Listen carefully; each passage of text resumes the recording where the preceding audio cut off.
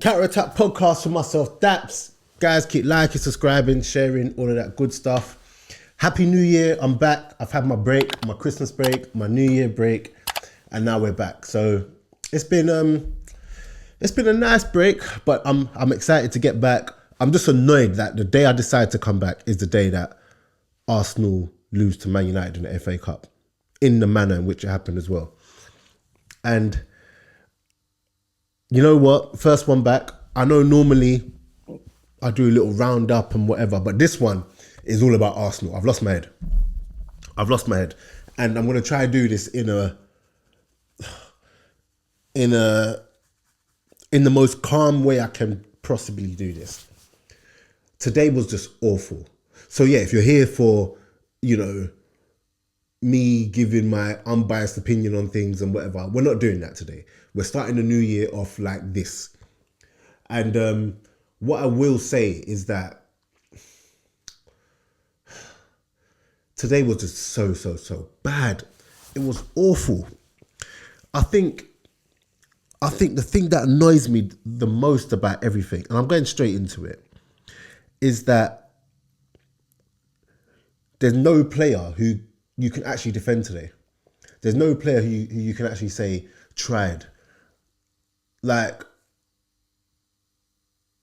United went down to, even before United went down to 10 men, the way Arsenal played today, that everything was sloppy, the passes weren't going through, there was no tempo, there was a lack of quality. It was all as if they felt they could just show up and then just get the win. Do you get what I'm saying?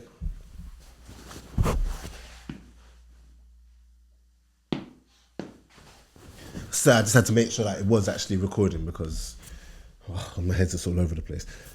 Before I even started recording, I sat there for like half an hour just because I just couldn't find the motivation to do this, because Arsenal literally... Normally when Arsenal lose, I'm still okay to record, I'm still whatever, but that performance, and to United as well. To United, listen, I'm telling you this now, yeah. Like I said, people know I'm normally very unbiased. I'm normally quite calm when Arsenal lose, even if I hate it. I'm still quite calm when I come in and do the pod stuff. But it was embarrassing. I can't remember the last time I felt this embarrassed watching Arsenal. It was embarrassing because it was almost as if they thought they could just rock up and then just get a victory. United defended well when, they had to with 10 men. But even before that, the passes, like I said, weren't going through. Not even weren't going through. It was just slow. There's no movement. The lack of quality is evident in that team today. Do you get what I'm saying? You've taken Saka out and we're literally just bang average. We're bang average. Marino, listen, let me tell you about this now. Let me tell you about this player. When I saw him play in Spain and for Spain, I saw that this was a player who could actually make stuff happen. He was a player that had a bit about him that could impact games. Today, Arsenal dominated possession, and that is supposed to be his strength, and yet he was missing. In a game where Arsenal dominated possession, I think we had like 70-something% possession, and he rarely touched the ball. He rarely did anything with the ball. I forgot he was even playing.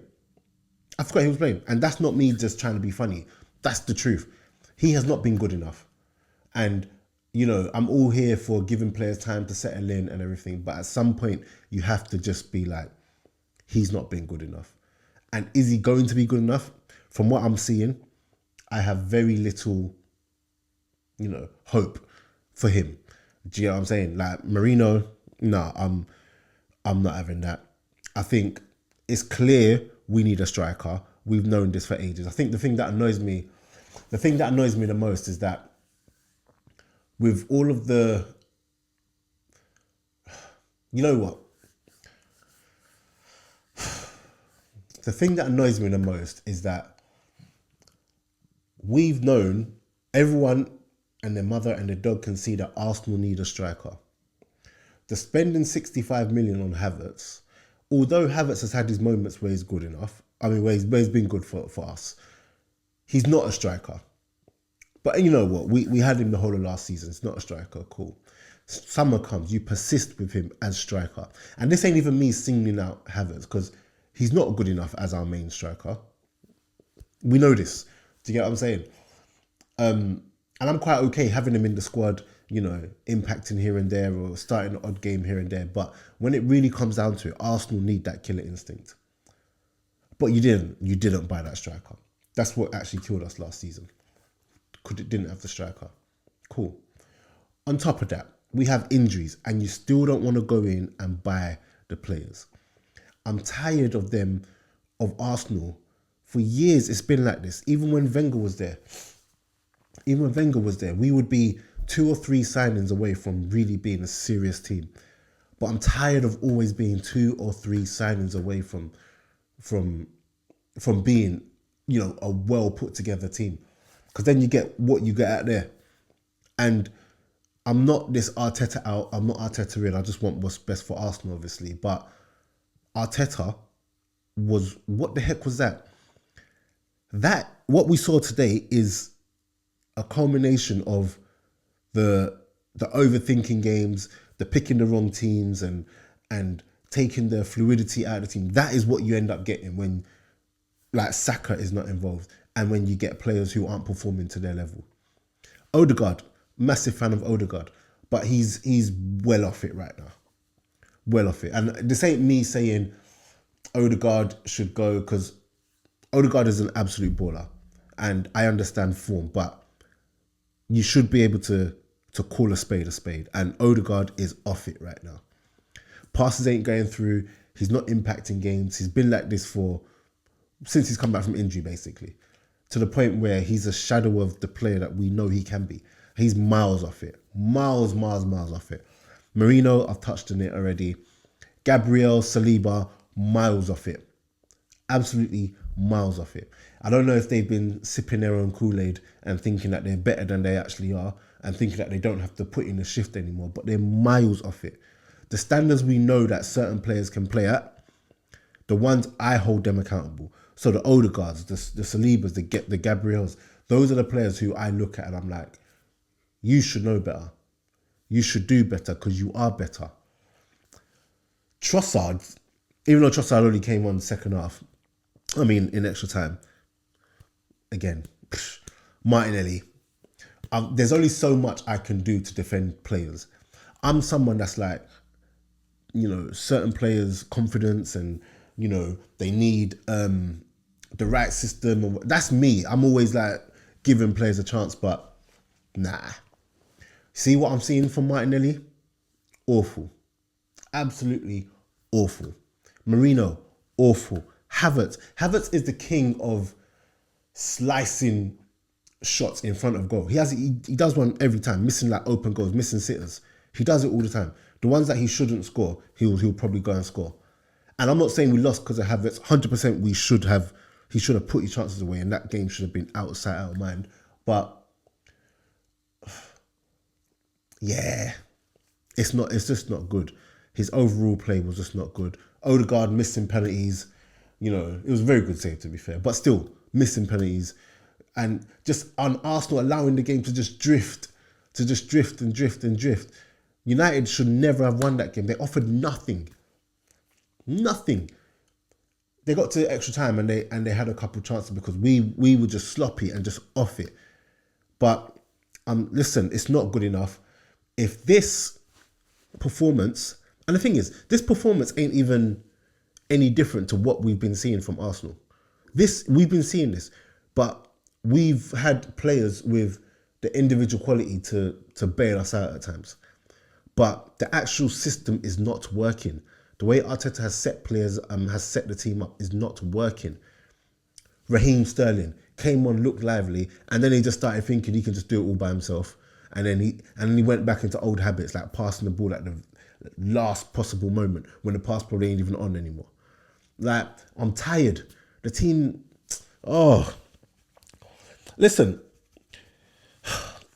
if that performance alone, forget the other things, the other factors involved, like the fact that we've actually got injuries, the fact that the squad ain't good enough to be competing, the fact that we're miles off it in the league. Like, if this if this performance outside of that isn't enough for the board, for Arteta to dip their hand into the transfer market, then I don't know.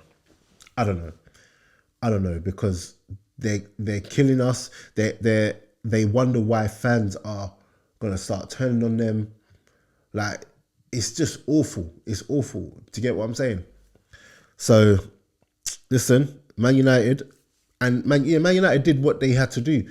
Amorim, the last 2 away games, Arsenal, Liverpool, set them up. They put in performances, and fair play to them. I'm not going to sit here and even though Arsenal really should have beaten them, and Man United did not win that game because they were amazing and deserved to win that game. Well, they did deserve to win that game, but mostly because of Arsenal's inability to put in a performance, Arsenal's inability to show any sort of quality.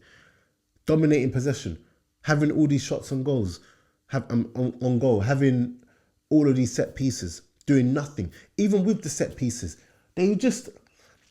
everything about that game was just, the set pieces weren't even flowing. They weren't even setting them up right. They weren't doing that properly. You've got a goalkeeper that flaps at everything, can't even kick a ball, but yet you're allowing him to just come and pluck things out of the air. Oh, listen, like I said, Amorim, he's doing a good job. You can see Man United actually starting to at least work as a team. You can see that. I saw that today. I saw players ready to actually defend for United and actually put in a shift. And that's what would please. That's what's going to please the United fans the most. But outside of that, Arsenal were just awful, man. Awful. And the thing is, I'm not an Arteta out guy.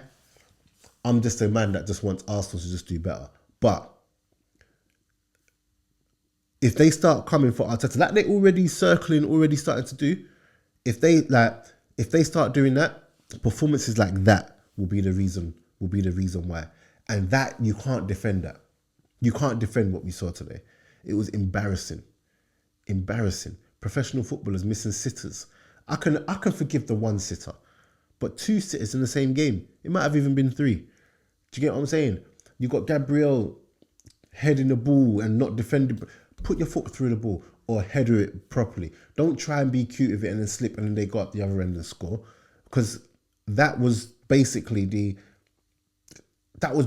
indicative of the performance that they put in. Listen, it was a bad performance. I'm not going to be positive about anything. Arteta coming out and trying to say he's proud of his players and he doesn't know how they didn't win that game, because there was no quality in that game. There's no one that had any sort of IQ in that game. No one that wanted to grab the game by the scruff of the neck and actually be the difference and make the difference. You got crosses being stuck up back post, and you got no one even making the runs back post. Danny Bailey, a coach, used to say 20 goals a season back post. Just go back post. You got players that don't even want to do that. As much as I'm saying Odegaard is miles off it, and he is miles off it, you've got attackers who aren't even making serious runs. The amount of time Odegaard and Jorginho are having to tell the attackers to make the run and to do something, bruh, even if Odegaard was on form, even if Odegaard was up to the standards, the strikers have killed him. They're killing him. Oh my gosh. Anyway, fair play to them. FA Cup. Now look, Arsenal looking like they're out of the Carabao Cup. Looking like, well, they're out of the FA Cup, which leads Champions League and Premier League. Premier League looks like Liverpool have that wrapped up, which leads to Champions League. So, and I'm not hopeful when it comes to Champions League. Oh, sugar. So, yeah, that's it. I wish I had a much more joyful podcast to bring you back to, but I don't, And 2025, we're back to the most consistent. We're back to bringing the best content. Got a player. The podcast is being recorded tomorrow. No, it's being recorded on Wednesday. Yeah, so by the time you see this, is tomorrow. So, and that player is actually a really good player. I'm actually looking forward to that podcast. And yeah, but that's it from me. Happy New Year again today. And all of that aside, guys, I'm actually really, really excited. I've bought all this equipment. I'm making sure that I vlog and really bring you guys on a journey, because outside of the podcast, when you lot see a video, a lot of you don't actually know that I'm really out here at matches and chilling with players and going away with the national team, like in terms of Nigeria. So I'm going to start, sharing all of that stuff. But yeah, that's it from me, man. I'm out.